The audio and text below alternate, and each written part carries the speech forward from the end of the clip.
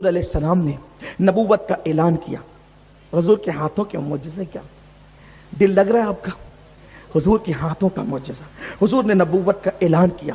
جب نبوت کا اعلان کیا تو مکے والے مخالف ہو گئے. آپ سب جانتے تھے اچھی طرح, بہت مخالفت کا زور زورہ تھا. مکے والوں نے آج سے پہلے کسی نبی کی زندگی کو جو ہے وہ مکمل طور پہ پڑھا نہیں تھا. ان کو بہت زیادہ معلومات نہیں تھی نبی کے حوالے سے. ان کو اتنا پتا تھا کہ ہمارے باپ دادا نبی تھے ابراہیم و اسماعیل علیہ السلام, لیکن ان کو بہت زیادہ معلومات نہیں تھی. نسلاً بعد نسلیں جو باتیں پتا تھی وہی, اور اکثر کو انہوں نے بھلا دیا تھا. ایسے میں بہت ساری باتیں ہوئی, مکے والوں نے بہت ساری باتیں کی, لیکن ہر معاملے میں وہ جو ہے وہ زیر ہو گئے. ایسے میں مکے والوں نے آپس میں مشورہ کیا کہ ایک کام کرنا چاہیے, جو نبوت کے متعلق معلومات زیادہ رکھتا ہو اس کو بلایا جائے اور ان کے سامنے بٹھایا جائے اور ان سے باتیں کی جائے. تو ابو جہل نے کہا کہ یمن میں میرا ایک دوست ہے اور اس کا نام حبیب ہے, میں حبیب کو خط لکھتا ہوں اور قاصد کو روانہ کرتا ہوں. قاصد جائے گا, تیز رفتار قاصد جائے گا اور وہ واپس آئے گا. وہ آنے کے بعد جو ہے وہ پھر اس کو لائے گا, اور حبیب میرا دوست تو آئے گا.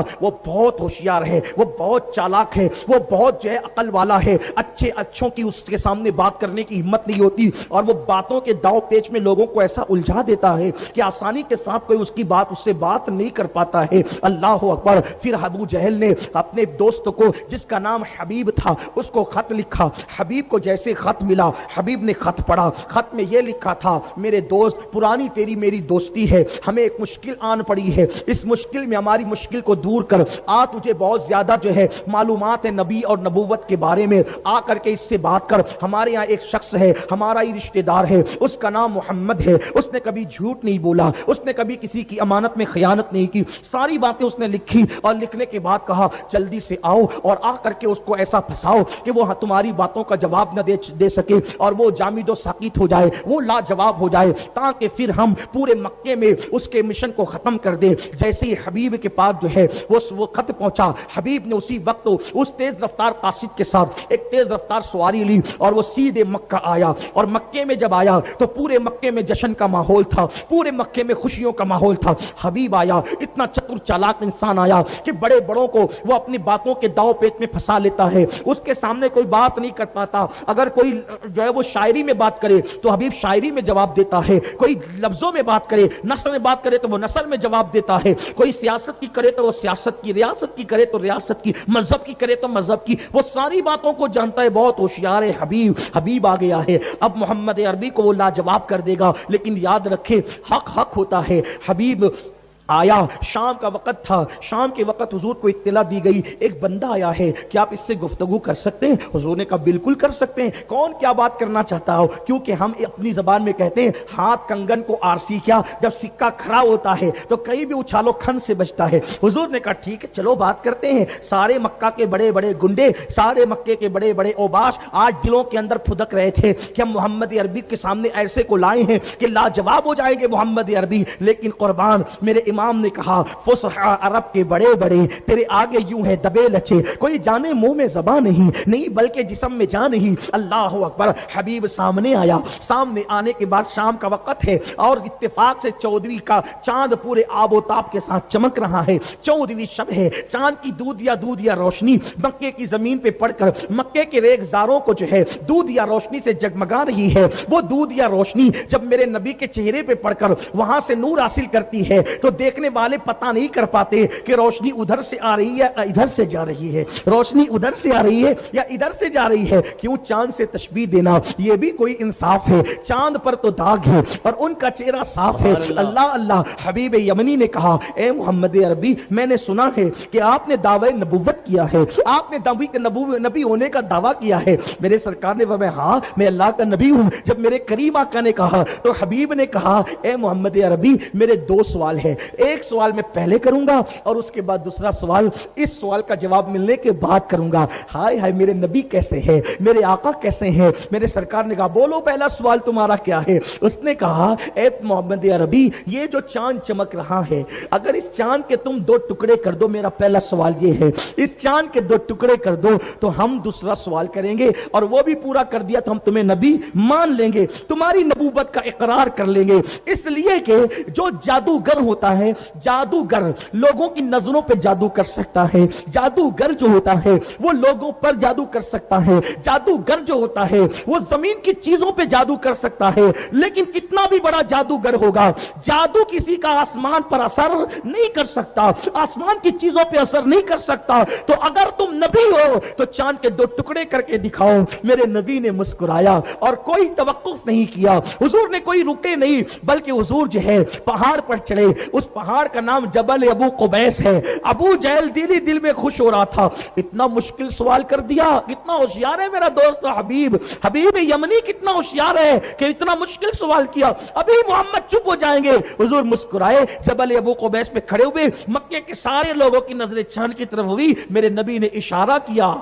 کیا بات ہے، سبحان اللہ سبحان اللہ۔ یہ حضور کے ہاتھ کا معجزہ کوتا، حضور کے ہاتھ کا، یہ آج کی نشست کا ہے حضور کے، یہ آج کی، ورنہ حضور کے ہاتھ کے معجزات گناؤ رات ختم ہوگی، بات ختم نہیں ہوگی۔ چوتھا معجزہ، اشارہ کیا، انگلی کا اشارہ کیا، چاند ٹکڑے ہو گیا۔ راوی کہتے ہیں چاند کا ایک حصہ جبل ابو قبیس کے ادھر دکھتا تھا، ایسا نہیں جو کیلنڈروں میں اور تصویروں میں بتایا جاتا ہے کہ بس اتنا نہیں کیا، حضور نے چاند کے 2 ٹکڑے کیے، اور ایسے نہیں کہ دونوں یوں رہے اور اتنی سی لکیر بن گئی، نہیں، حضور جانتے تھے مکے والوں میں بہت سے چٹنگ باز لوگ ہیں، یہ جلدی سے مانیں گے نہیں، ٹکڑے کر کے اتنی دور کیا کہ چاند کا آدھا ٹکڑا جہوت پہاڑ کے اس طرف نظر آیا اور چاند کا دوسرا ٹکڑا پہاڑ کے اس طرف نظر آیا، یعنی دور ہو گئے۔ مکے والوں کی آنکھیں پھٹی رہ گئی۔ حضور نے چاند کے 2 ٹکڑے کیے، باس کی تو حالت یہیں پہ خراب ہو گئی، سوچا کہ پہلا اتنا مشکل تھا، اب دوسرا اس سے مشکل نہیں ہو سکتا، تو لوگوں نے کہا محمد نے چاند پہ بھی جادو کر دیا۔ حضور نے فرمایا چاند پہ تم نے ابھی کہا نا کہ آسمان کی چیزوں پہ جادو نہیں ہوتا، اور اگر تم کو یوں لگتا ہے کہ میں نے چاند پہ جادو کیا یا لوگوں کی آنکھوں پہ جادو کیا، تو جو لوگ جنگل میں سفر پر ہیں وہ جب آ جائیں گے تو ان سے پوچھنا کہ چاند ٹکڑے ہوا کیا نہیں ہوا۔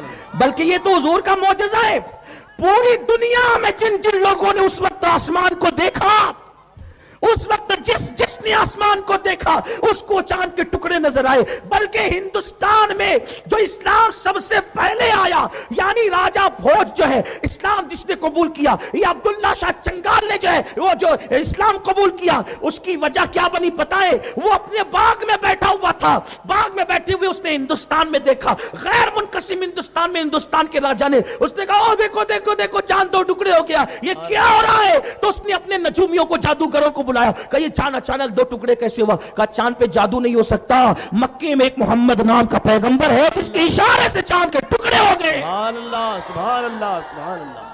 تو اس نے یہاں سے قافلہ بھی بھیجا، اس نے یہاں سے قافلہ بھی بھیجا، وقت بھی بھیجا، اس کی تفصیل الگ ہے، ابھی وہ نہیں بتاؤں گا۔ اچھا ایک بات، چوتھا معجزہ، چاند کے اشارہ کر کے ٹکڑے کیے، صرف ٹکڑے ہی نہیں کیے، پھر اشارہ کیا تو وہ جڑ بھی گیا۔ سبحان اللہ سبحان اللہ سبحان۔ کتنے معجزے ہو گئے؟ 5۔ ایک توڑنا نا، ایک جوڑنا، سبحان اللہ سبحان اللہ۔ توڑا بھی جوڑا بھی، اگر نہ جوڑتے تو آج تک روزانہ 2 چاند نکلتے، بے شک اگر حضور نہ جوڑتے تو روزانہ 2 نکلتے، لیکن جوڑ کر 1 کر دیا۔ کتنے ہو گئے؟ 5۔ اب چھٹا ہاتھ کا معجزہ کیا؟ حالانکہ یہ ایک معجزہ نہیں، یہ درجنوں معجزات کی زنجیر ہے، بے شک، لیکن میں اس کو شمار نہیں کروا رہا ہوں، صرف ہاتھ کے جو ہاتھ سے متعلق ہے حضور کے وہ بتا رہا ہوں، جو ہاتھ سے متعلق ہے وہ بتا رہا ہوں۔ اب جو حبیب تھا وہ دیکھو، کچھ لوگوں کو جو اللہ عقل دیتا ہے نا وہ حق قبول کرتے، کچھ لوگ ضدی ہٹ درم ہوتے ہیں وہ قبول نہیں کرتے، لیکن جو لوگ سچے ہوتے ہیں وہ قبول کرتے ہیں۔ حبیب نے دیکھا نا کہ ایک میرا سوال پورا ہو گیا، اب تو دھیان دیجئے میرے بچوں، اے بیٹا چپ رہو تھوڑا سا، لوگ کہتے ہیں کہ بچوں کو آگے نہیں بیٹھنے دینا، میں کہتا ہوں لیکن نہیں بیٹھنے دو، یہ اپنا مستقبل ہے، یہ سنیں گے تو کل ان کو یاد رہے گا۔ 2-4 بچے بدماش دکھتے، باقی سب بچے اچھے، لیکن یہ بھی مکمل بدماش نہیں ہے، تھوڑے سے، اگر منع کر دیں تو ابھی چپ ہو جائیں گے، ابھی نہیں کرنا بات، ٹھیک ہے نا بیٹا؟ حضور کا ذکر سنو میرے بچوں، تمہاری تقدیریں سنورے گی، بڑے ہو کر تم بھی بہت بلند بنو گے، حضور کا ذکر سنو۔ یہ جو آج کل ہم لوگ بولتے ہیں نا، یہ ہم اپنے بچپنے سے علماء کی تقریر سننے جاتے تھے، بلکہ ہمارا بچپنا اسی طرح گزرا ہے کہ ہم نے کبھی اٹی ڈنڈو نہیں کھیلا، کچولیاں نہیں کھیلی، ہمارا کھیل الحمدللہ یہ تھا، میرے جو بچپن کے دوست ہیں وہ جانتے ہیں، رات کو مولانا کی تقریر جو ہمارے جتنے بھی مولانا آتے تھے دور دور شہر میں جہاں بھی جاتے تھے ہم جا کر سنتے تھے، اور رات کو سن کر آتے تھے، اور صبح دوستوں کی محفل میں وہ پوری تقریر ایسے ہی سناتے تھے۔ جو میرے بچپن کے دوست ہیں وہ آپ کو گواہی دیں گے، یہ ہمارا شوق تھا تقریر کرنا، اور یہ میرے رب کا کرم ہے، میری ماں کی دعا ہے کہ ایک بار جس مقرر کی تقریر جس انداز میں سنی اس کی پوری تقریر اسی انداز میں سنانے کی صلاحیت اللہ نے مجھے بچپن سے دی تھی۔ تو تم سے بھی کہتا ہوں بیٹا سنا کرو اور گھر جا کے سنایا کرو، ہاں انشاءاللہ تعالیٰ اس کی برکتیں تمہیں ملے گی۔ تو ہم علماء کے ساتھ بچپنے سے رہتے تھے، ان سے سنتے تھے، ان کو سناتے تھے، تو آپ بھی سناؤ بیٹا، اس کی برکت ملے گی۔ بات کرنے کے لیے تو بہت وقت ہے نا، ابھی محفل ختم ہو جائے گی، پھر بیٹھ جانا مہابھارت لے کے، جتنی کرنا ہے یار، کون منع کرتا ہے، لیکن ابھی تو میری سن لو، ابھی مجھ سے نہیں سنو گے تو تم گھر جا کے سناؤ گے کیا؟ درود شریف پڑھیں، رب صلی وسلم علی حبیبک خیر الخلق کلہم۔ دیکھو چپ ہو گئے نا، یہ بچے میری بہت مانتے ہیں، بہت محبت کرتے ہیں، بچوں کرتے ہیں نا مجھ سے محبت تو کرتے، میری بات بہت مانتے ہیں، جب کہہ دو اب چپ، سب بچے چپ۔ دیکھیے ایک بھی کوئی کچھ نہیں بولے گا انشاءاللہ، ان کے ماں باپ جب نہیں بولتے تو یہ کیسے بولیں گے؟ بات سب مانتے ہیں الحمدللہ تعالی۔ اللہ سب کو سلامت رکھے، اللہ خوب عروج دے، تم سب کو خوب بلندیاں دیں اللہ تعالیٰ۔ ایک خطیب نہیں، تمہارے شہر میں ہر بچہ بڑا ہو کر خطیب بنے، آمین اللہ، سنیت کی خدمت کرے، مسلک کی خدمت کرے۔ ہاں انشاءاللہ ہمارا شہر بہت بڑا ہونے والا ہے، ہمیں بہت مقرروں کی، مبلغوں کی ضرورت ہے۔ اللہ تم سب کو سنی دعوت اسلامی کا مبلغ بنائے، دین کا داعی بنائے، تمہاری زبانوں میں اللہ تعالیٰ بولنے کی قوت عطا فرمائے۔ آمین۔ حبیب نے دیکھا، ایک سوال پورا ہو گیا، اشارہ کیا چاند کے ٹکڑے، اشارہ کیا چاند جڑ گیا۔ اب حضور نے مسکرا کے کہا حبیب دیکھ لیا نا، دیکھ لیا نا؟ جی دیکھ لیا، ڈھیر ہو گیا وہ۔ حضور نے کہا اب دوسرا سوال تو کرے گا کہ میں خود بتاؤں؟ کیا بات ہے، سبحان اللہ سبحان اللہ سبحان اللہ۔ دوسرا سوال تو کرے گا کہ میں خود بتاؤں؟ حضور دلوں کے حالات جانتے ہیں، بے شک، حضور دلوں کی کیفیت جانتے ہیں۔ حبیب نے کہا اگر آپ ہی بتا دیں تو بڑا احسان ہوگا۔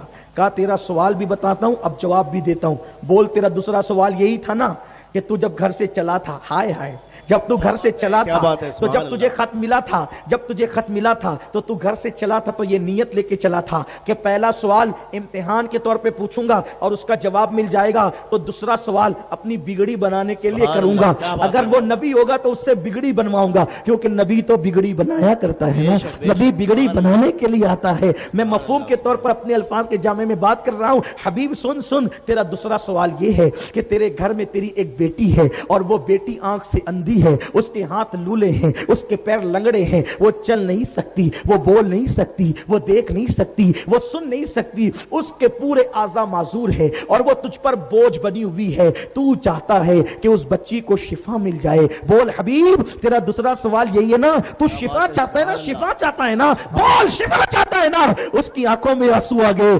ہاں حضور نے کہا بول لا الہ الا اللہ محمد رسول اللہ، کلمہ پڑھ، مجھے نبی مان، مسلمان ہو جا اور جا، تیری بیٹی کو شفا مل جائے گی، سبحان اللہ سبحان اللہ، تیری بیٹی کو شفا مل جائے گی۔ اللہ اکبر۔ حبیب کا سوال دل میں تھا، حضور نے کہہ دیا اور حبیب نے سن لیا۔ حبیب کو پتا تھا کہ میرا سوال یہ ہے، یمن میں میرا مسئلہ نبی پاک علیہ السلام مکے میں بیان کر رہے ہیں۔ اس نے کہا بالکل یہی سوال ہے میرا۔ حضور نے جا تیری بیٹی کو شفا مل گئی۔ اس نے پڑھا لا الہ الا اللہ محمد رسول اللہ۔ ابو جہل کی اور مکے کے ان گنڈوں کی ساری سازش ناکام ہو گئی اور انہوں نے سوچا جس کو مذاق اڑانے کے لیے بلایا تھا وہ تو غلاموں میں شامل ہو گیا ہے، وہ کلمہ پڑھ کے مسلمان ہو گیا ہے۔ حبیب عقل مند تھا، حق مان لیا۔ ابو جہل بھاگا اور اس کے ساتھ جو ایمان لانے والے نہ تھے، جن کے مقدر میں کفر لکھا تھا، وہ بدماش گنڈے سب بھاگ گئے۔ انہوں نے سوچا ہم تو مذاق اڑانے کی بات کر رہے تھے۔ اب حبیب سے حضور نے کہا جا اب جلدی جا گھر جا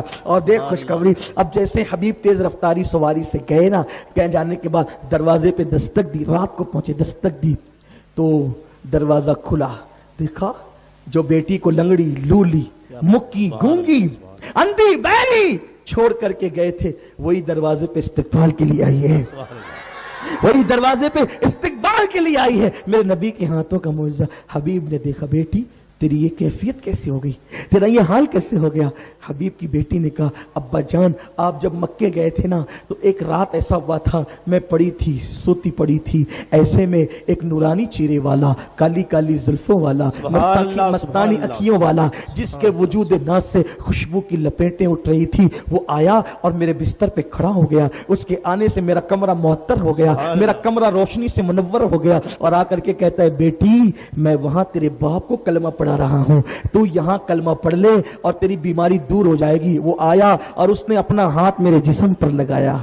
سبحان اللہ سبحان اللہ سبحان اللہ. وہ آیا اور اس نے اپنا ہاتھ میرے جسم پر لگا. اس کا ہاتھ میرے جسم پہ کیا لگا؟ میں نے کہا لا الہ الا اللہ محمد الرسول اللہ. اس کے ہاتھ کی برکت سے میرا جسم اچھا ہو گیا.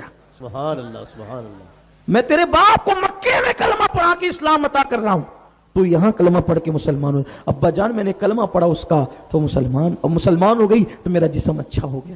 حضور علیہ السلام کے ہاتھوں کا